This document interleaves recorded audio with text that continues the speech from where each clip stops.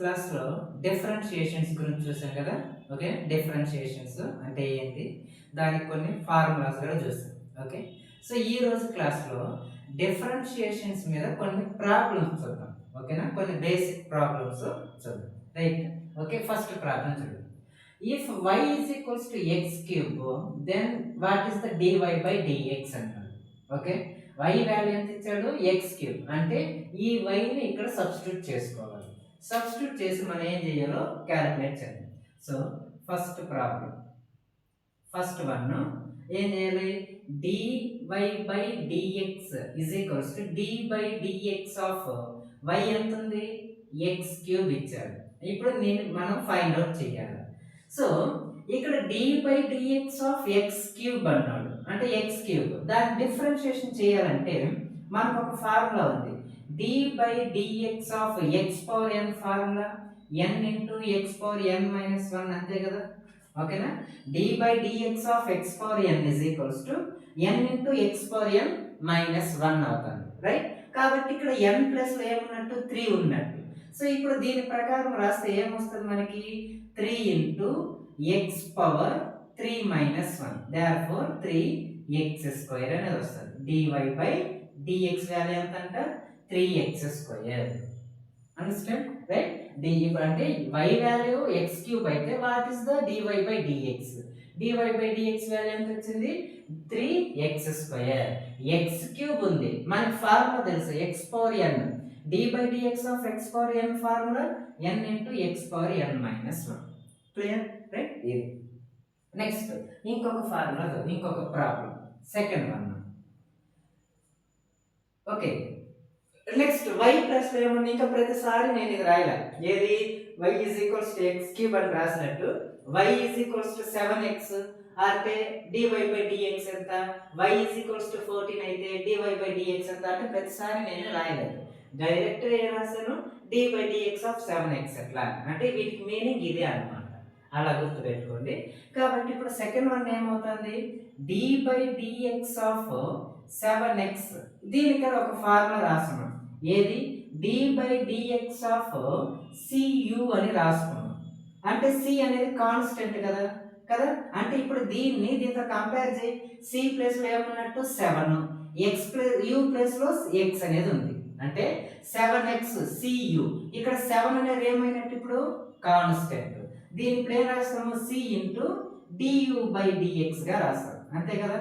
Formula d by dx of cu, c into du by dx, అట్లా రాస్తే d7 into dx by dx, dx by dx ఏమైంది, cancel. ఇంకా answer ఎంత, only 7, అంటే d by dx of 7x answer ఎంత, 7. Clear, okay, ఇదొకటి. Next ఇంకొకటి, third problem, d by dx of 14. So d by dx of c ఏమైంది, formula 0, constant ని differentiation చేస్తే ఏమవుతుంది, 0 అయిపోతుంది. కాబట్టి d by dx of 14, ఇక్కడ 14 అనేది ఒక నంబర్, అదొక కాన్స్టెంట్, కాబట్టి d by dx of constant 0.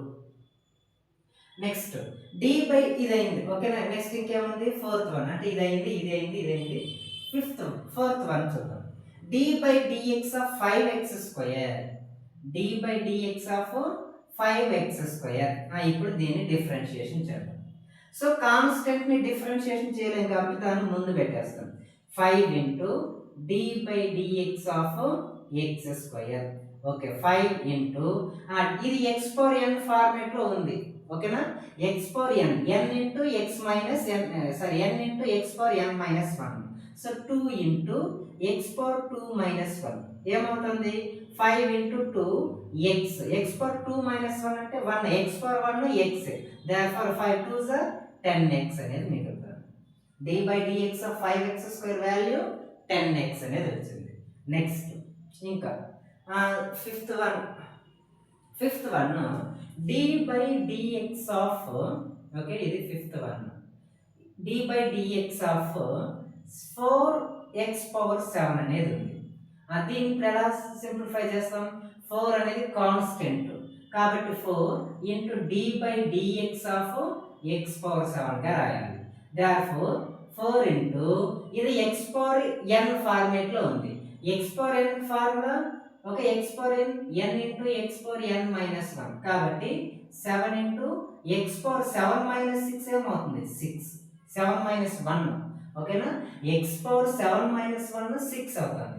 4 7 sir ఏమవుతుంది 28 ఎక్స్ పవర్ 6, ఇది దానికి ఆన్సర్ ఓకేనా, n into x power n minus 1.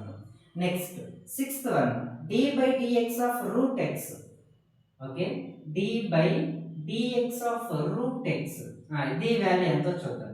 Route ఎక్స్ని ఓకే, రూట్ ఎక్స్ని ఎక్స్ పవర్ 1/2 గా రాయొచ్చు, ఎక్స్ పవర్ 1/2 అలా రాసుకున్నప్పుడు d by dx of x power 1/2 దీన్ని సింప్లిఫై చేస్తే ఇది కానీ x power n format n into x power n minus 1, n ప్లస్లో 1/2 ఉంది కాబట్టి 1/2 X power 1/2 minus 1, therefore 1/2 X power cross multiply చేస్తే అంటే 1/2 మైనస్ 1 ఏమవుతుంది, సో 1 మైనస్ 2/2 మైనస్ 1/2 వస్తుంది, minus 1/2, therefore 1/2 into x power minus 1/2 అనేది వస్తుంది ఓకే, ఎక్స్ పవర్ మైనస్ 1/2. దీని ఇంకా రాసుకోవాలంటే 1/2 ఎక్స్ పవర్ మైనస్ 1/2 ఉంది కదా న్యూమరేటర్, డినామినేటర్కి వస్తే ఎక్స్ పవర్ ప్లస్ 1/2 అవుతుంది. అప్పుడు ఇదేమవుతుంది 1/2 ఇంటూ 1/√x అవుతుంది, 1/√x understand okay. X power minus 1/2 డినామినేటర్కి వస్తే ఎక్స్ పవర్ 1/2, ఎక్స్ పవర్ 1/2 ఎలా రాయొచ్చు √x గా రాయొచ్చు కాబట్టి 1/, therefore దీనికి ఏమవుతుంది answer that is equals to 1/2√x గా రాస్తాం, 1/2√x అండర్స్టాండ్. ఒకసారి మొత్తం వెరిఫై చేయండి. 7th వన్ ఏముందో చూద్దాం. d by dx of 5/x³ ఇది ఉంది, d by dx of 5/x³. దీన్ని ఇప్పుడు ఎలా చేయాలి ఓకేనా, 5 అనేది కాన్స్టెంట్ కాబట్టి దాన్ని ఎట్లా రాస్తాం 5 into d by dx of 1/x³ గా రాస్తాం, 1/x³.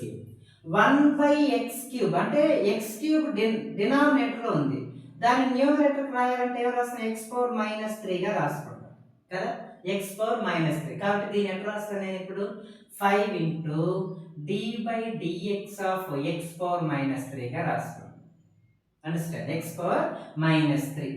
సో ఇప్పుడు ఇలా రాసుకున్నప్పుడు ఇది ఎక్స్ పవర్ n ఫార్మేట్లో ఉంది, ఇది n, దానికి ఎలా రాస్తాం 5 into n minus 3, n into x power n minus 1 minus 3 minus 1 X power n minus 1. So therefore 5 3s are 15 minus 15 into x power minus 4, X power minus 4. ఇప్పుడు X power minus 4 డినామినేటర్కి వచ్చిందనుకో minus 15 by X power 4 అనేది వస్తుంది, minus 15 by X power 4, లేదా ఇక్కడికి ఎక్కడ రాసి వదిలేయచ్చు understand. So this is about d by dx of 5/x³ value minus 15 into x power 4 right.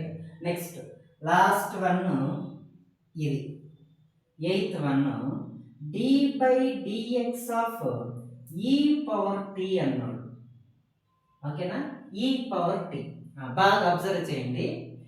దీన్ని మనం ఏం చేస్తున్నాము ఈ y అనే ఫంక్షన్ని విత్ రెస్పెక్ట్ టు x తో డిఫరెన్షియేషన్ చేయాలి కదా, అంటే y అనేది విత్ రెస్పెక్ట్ x తో డిఫరెన్షియేషన్ చేయాలి. ఇక్కడ ఏముంది అంటే దీని మీనింగ్ ఏంది, ఇచ్చిన వైలో కానీ ఎక్స్లు ఉన్నాయి అన్ని చోట్ల, ఇచ్చిన వైలో కానీ ఎక్స్లు ఉన్నాయి కాబట్టి ఎక్స్తో మనం డిఫరెన్షియేషన్ ఈజీగా చేయొచ్చు. బట్ ఇప్పుడు ఇదేంటిది వై అన్నమాట, వైలో ఇక్కడెక్కడ కానీ ఎక్స్ లేదు కానీ దీని ఏం చేయమంటున్నాడు ఎక్స్తో డిఫరెన్షియేషన్ చేయమంటున్నాడు ఓకే. బాగా అబ్జర్వ్ చేయండి, ఇది వై, ఈ ఈ పవర్ టీ అనేది మొత్తం వైనే, అంటే ప్రతి చోట వైకి ఏముంది ఎక్స్ ఉన్నాయి కాబట్టి ఎక్స్తో డిఫరెన్షియేషన్ చేసాం. అంటే ఇక్కడ ఈ వైలో ఎక్స్ అనేది ఉందా కానీ ఎక్స్తో డిఫరెన్షియేషన్ చేయమంటున్నాడు. Is it possible to differentiate e power t? No. కాబట్టి dy by d x of e power టీని డిఫరెన్షియేషన్ చేస్తామంటే చేయలేము. ఏమైపోతుంది అప్పుడు? జీరోనే అయిపోతుంది. కాబట్టి దీని కరెక్ట్ డిఫరెన్షియేషన్ ఎలా చేయాలి ఇప్పుడు? dy by dt of e power tea అయితే ఓకే, అంటే విత్ రెస్పెక్ట్ టు ఈ పవర్ టీని డిఫరెన్షియేషన్ చేయాలి. ఇప్పుడు పాసిబుల్, వైలోను టీలు ఉన్నాయి, ఇక్కడ x with respect to T V can differentiate. కాబట్టి d by dt of e power tea మనకు ఫార్ములా ఉంది, d by dx of e power x formula ఏంది?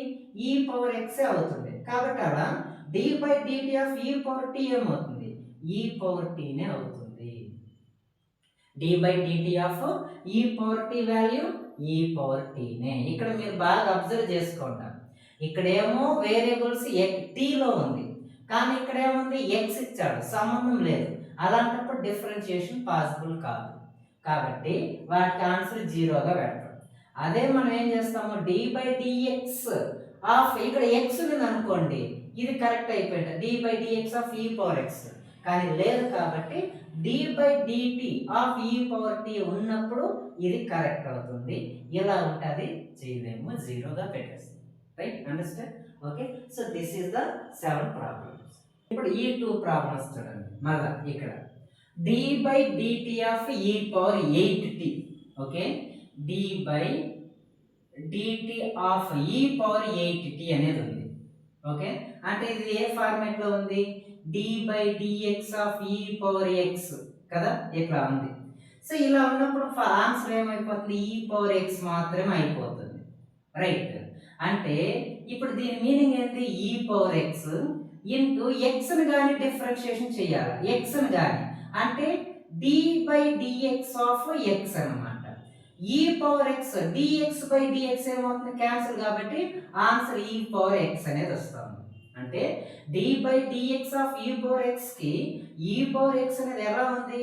ఇక్కడ ఇచ్చిన టర్మ్ లో ప్రతిదీ డిఫరెన్షియేషన్ చేయాలి, కాబట్టి ఈ పవర్ x చేసాము. ఈ పవర్ x అయిన తర్వాత x ని కానీ డిఫరెన్షియేషన్ చేయాలి, dx బై dx క్యాన్సిల్ అవుతుంది, అప్పుడు ఈ power x.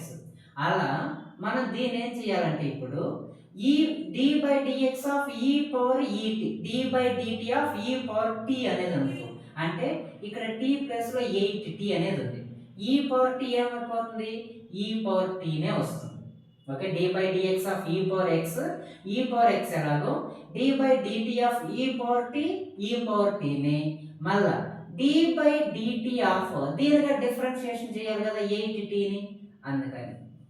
Okay, so therefore e power t into 8 అనే దాన్ని డిఫరెన్షియేషన్ చేయలేం, by 8 into d by dt of t, dt by dt cancel అయింది, కాబట్టి e power t into 8, therefore 8 into ఈ power t. ఇది ఫార్ములా, సరేది ఆన్సర్. ఓకే, అంటే ఈ power 8t ని ఎలా డిఫరెన్షియేషన్ చేస్తానంటే ఇక్కడ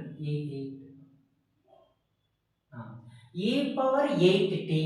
ఓకే, అదైంది. మళ్ళీ 8t ని కానీ డిఫరెన్షియేషన్ చేయాలి, ఇక్కడ చేసినట్టు.